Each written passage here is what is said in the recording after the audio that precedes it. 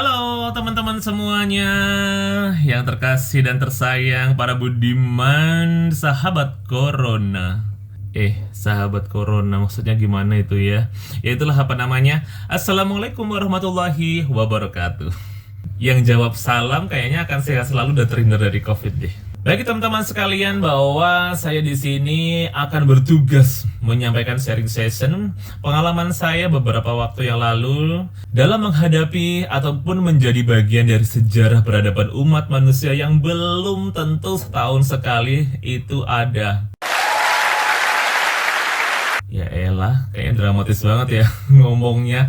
Padahal ya itu hanya untuk menghibur diri. Jadi intinya, saya sampaikan di sini bahwa beberapa waktu yang lalu saya bersama keluarga adalah salah satu pasien atau penderita terpapar dari COVID-19.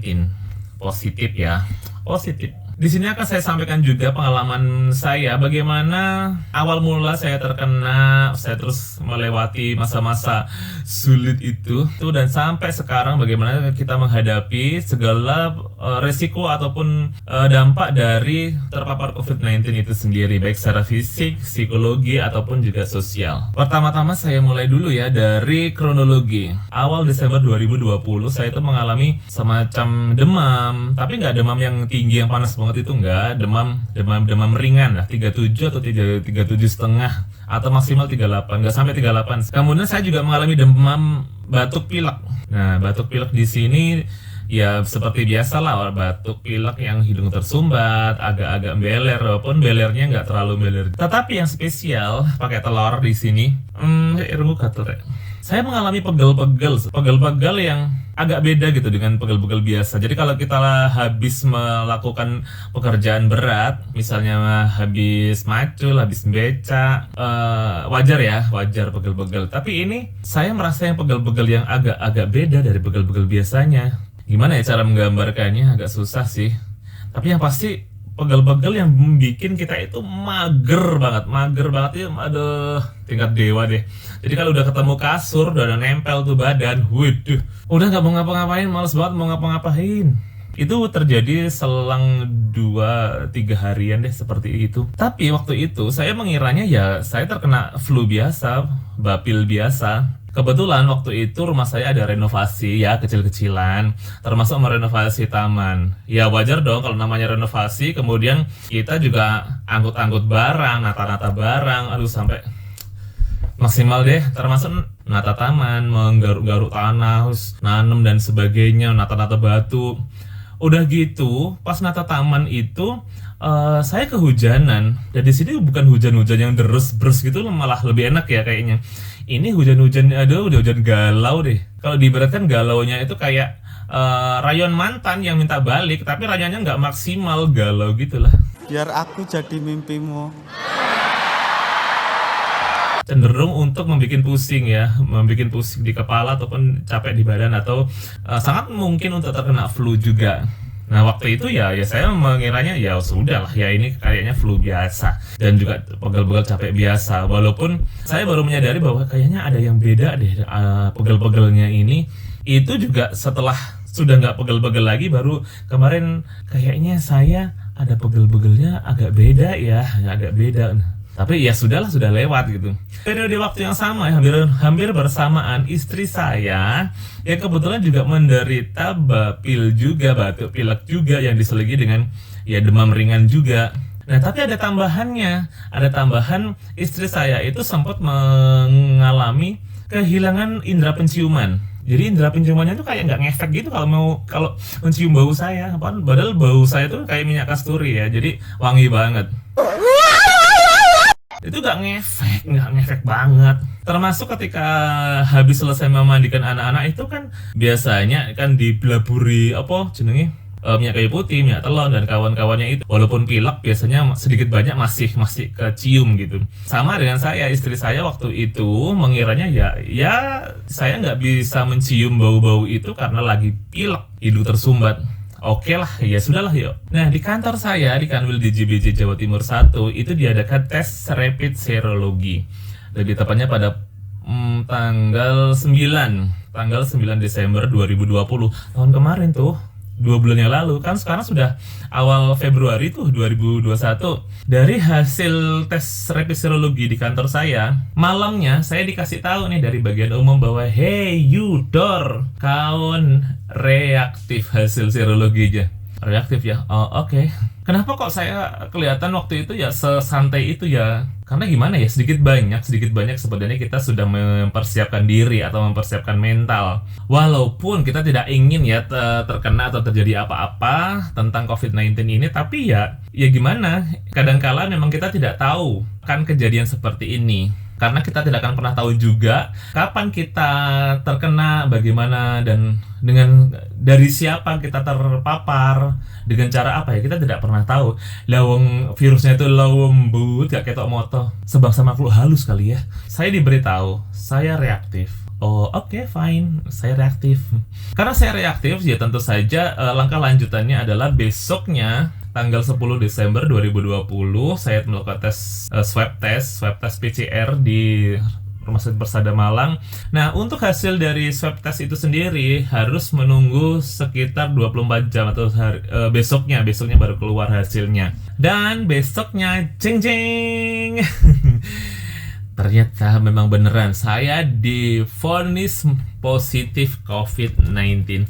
Oke, fine. Sekali lagi ya, antara kaget nggak kaget, sudah menduga gitu bahwa karena kemarin reaktif, oh kalau sekarang positif COVID ya sudah, nggak, ya gimana. Pada waktu saya pulang setelah mendapatkan vonis tersebut, ya istri saya juga memvonis dirinya sendiri bahwa oh saya positif juga. Dan ada yang kita melakukan kesalahan dan salah kira bahwa kita juga menganggap bahwa anak-anak kita, ya 3 bocil-bocil ngemesin kayak ayahnya itu juga mereka kayaknya udah pasti terpapar COVID-19 deh.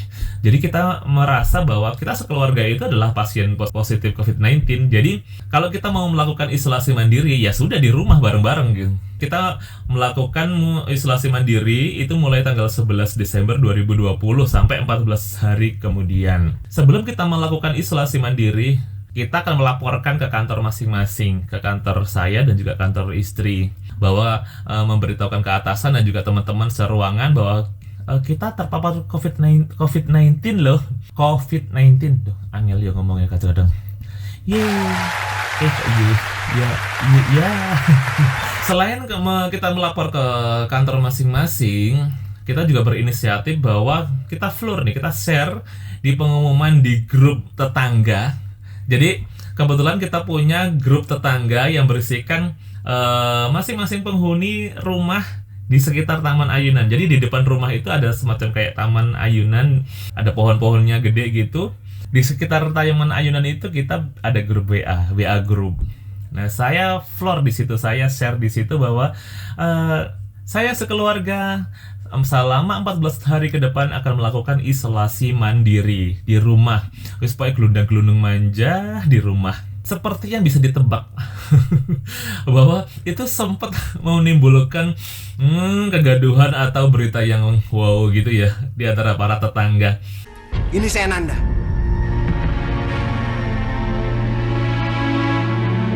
Ya, kita pura-pura aja tidak tahu.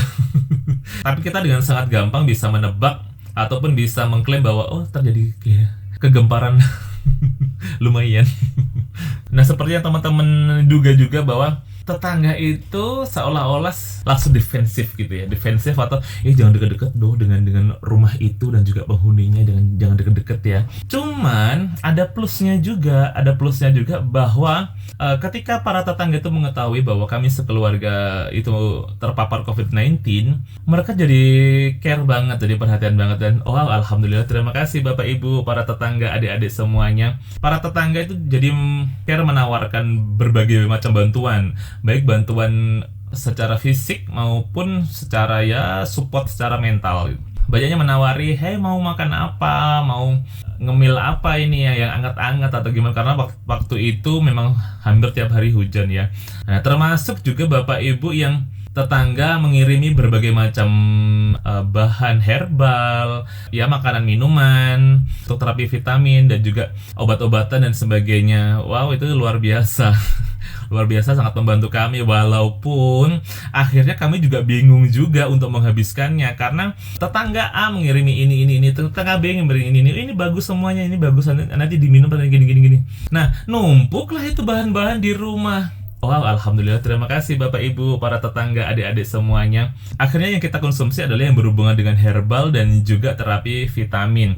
Yang saya ingat adalah salah satunya VCO, Virgin Coconut Oil. Jadi kayak saya nggak tahu caranya bening, kalau diminum itu rasanya kayak santan kelapa. Kemudian ada teman juga yang ngirimin ada madu, terus sari lemon, ekstrak kunyit, jahe, dan kawan-kawannya deh. Thank you banget, terima kasih. Berbagai macam kiriman makanan juga jajan-jajannya bocil-bocil itu dikirim ke rumah. Ya wajar sih, maklum aja ketika mereka tidak berani untuk masuk rumah. Di pagar itu dicantolin di situ, ya nanti kita ambil. Selama 14 hari kita gelundang-gelundung di rumah, kita tidak merasakan apa-apa, tidak ada keluhan, tidak ada gejala apa-apa. Karena sepertinya nih, kalau kita memvonis diri sendiri, sepertinya memang gejalanya sudah lewat. Hai, 1 minggu atau 2 minggu yang lalu kita itu menderita bapil, demam, bla bla bla bla dan seperti itu. Dan itu sudah lewat 1-2 minggu yang lalu. 1-2 minggu yang lalu dalam keadaan gejala seperti itu, ya kita tetap ngider di kantor, tetap bersosialita gitu. Ya sosialita gaya gitu. Tetap kerja seperti biasanya, bahkan saya beberapa kali makan bareng tuh sama teman-teman saya seruangan. Makan di luar ya namanya makan sambil ngobrol itu sejam lebih dengan kontak erat banget. Ya gimana? Kalau pas makan ya masa pakai masker, nanti kuahnya tumpah semua ada di maskernya. Berhadapan-hadapan nggak jauh, dekat-dekatan gitu ya. Aduh, maaf. Khilaf. Alhamdulillahnya teman-teman saya itu yang di dekat saya pada waktu itu beberapa kali makan bareng itu sampai sekarang tidak terpapar COVID-19, tidak positif. Jadi sampai sekarang itu alhamdulillah mereka minus terus kayak kelakuannya. Dan kami bersyukurnya bahwa mereka yang berlebihan yang kayak gimana itu ya nggak juga sih, nggak juga yang berlebihan. Kita beberapa waktu yang lalu kan ada kabar tuh, ada berita itu di TV bahwa salah satu desa di mana ya, salah satu warganya ada yang terpapar COVID-19, positif COVID-19.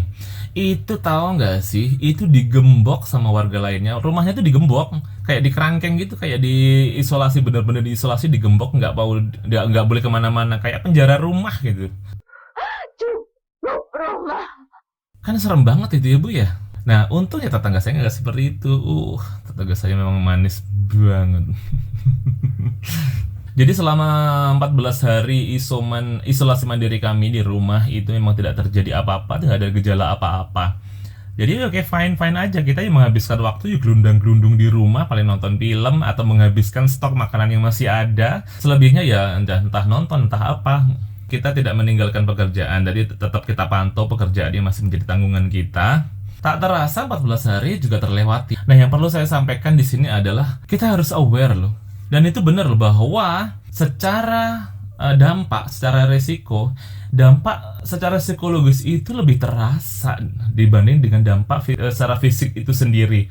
Bahkan dampak secara sosial atau social effect itu lebih berasa lagi gitu. Jadi sebenarnya ini salah satu hal yang membuat semakin berisiko ya, semakin berdampak COVID-19 itu terhadap orang yang penderitanya. Itu adalah dampak dari social effect ataupun faktor psikologis dan mental itu sendiri. Untungnya ya, kalau saya ini alhamdulillah diberi anugerah sifat plek dan juga cuek.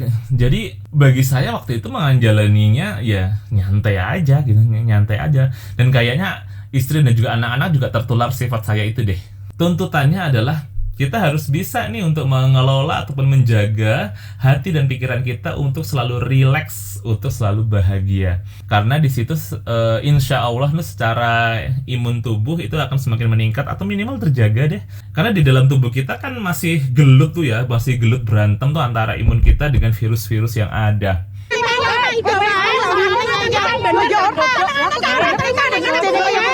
Dampaknya kalaupun risikonya yang lebih besar adalah kayaknya ya kalau mereka yang baper gitu ya, yang punya sifatnya itu sensitif dan seperti apa, kecenderungannya bisa lebih memperparah lagi itu secara apa pikiran ya, secara psikologis itu lebih memperparah lagi.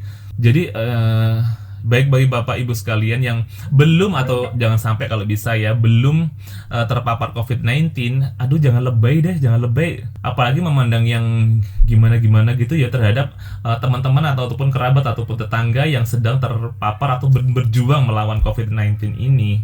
Karena sebenarnya bapak ibu atau teman-teman di sekitar kita kalau semakin memperparah keadaan itu, hey tolong Anda sadar tidak sadar ikut memperparah keadaan si pasien. Jadi ya biasa aja kalau misalnya ada orang-orang di sekitar kita yang terpapar COVID-19 ya biasa aja, perlakukan mereka biasa aja, termasuk dalam pikiran kita juga ya biasa aja gitu. Yang penting kita tidak abai, tapi tolong jangan lebay. Ya sesuai dengan prosedur aja gitu tuh. Saya mau cerita juga bahwa kan saya nge-floor berita ini di tetangga aja, di sharing dengan para tetangga aja. Tapi kan ya seperti yang kita juga, dan kita nggak kaget ketika berita itu ternyata menyebar ke komunitas yang lebih luas lagi, yaitu satu RT, satu perumahan kayaknya tahu semua bahwa oh Pak ini sekeluarga lagi COVID nih, lagi COVID-19 nih. Aduh jangan deket-deket deh. Kebanyakan yang berpikiran udah jangan deket-deket deh, kalau bisa dengan ini atau dengan rumah itu tuh jangan deket-deket deh. Jadi setelah 14 hari saya melewati isolasi mandiri, saya umumkan tuh di grup WA tetangga, keluarga kami sudah melewati isolasi mandiri nih 14 hari, dan alhamdulillah selama itu tidak ada gejala, tidak ada keluhan apapun. Dan setelah diobservasi dari dinas kesehatan, dalam hal ini adalah Puskesmas Kecamatan Dau, kita dinyatakan sembuh dan bisa beraktivitas seperti biasa. Kita share tuh berita itu di grup tetangga, tapi tetap aja itu nggak terlalu banyak mengalami perubahan atau yang signifikan gimana ya terhadap reaksi sosial yang kita terima sebelumnya, yang nggak terlalu berubah gitu. Bahkan semenjak kejadian itu pun ada kejadian aneh yang saya sih menganggapnya itu lucu-lucuan aja, joke gitu. Walaupun absurd banget, ibaratnya tuh absurd kayak emak-emak galau yang naik motor mau belok kanan sennya kiri tuh, aneh tuh, galau. Kayak gitu tuh kejadian yang sempat saya alami. Bahkan dua kali. Ceritanya saya kan saya sudah melewati isolasi mandiri nih. Oke lah, saya nyapu-nyapu di depan rumah. Nah, ada tetangga mau naik motor mau melewat di depan rumah saya. Tahu nggak sih teman-teman sekalian, putar arah balik kanan, gerak maju jalan. Nggak tahu itu apakah memang menghindari berpapasan dengan saya, atau mungkin kali ya dompetnya ketinggalan di rumah, atau barang-barang lain atau keperluan lain lah yang mengharuskan dia harus pulang ke rumah dulu. Kalau itu sih nggak apa-apa. Ini masalahnya dia tuh balik kanan, putar kanan, gerak mencari jalan lain di sebelah untuk keluar. Intinya ya kita gampang banget dong nangkapnya bahwa itu menghindari berpapasan dengan saya. Padahal saya ini ada apa? Aura manisnya juga masih terpancar dengan paripurna. Blenek. Kapok.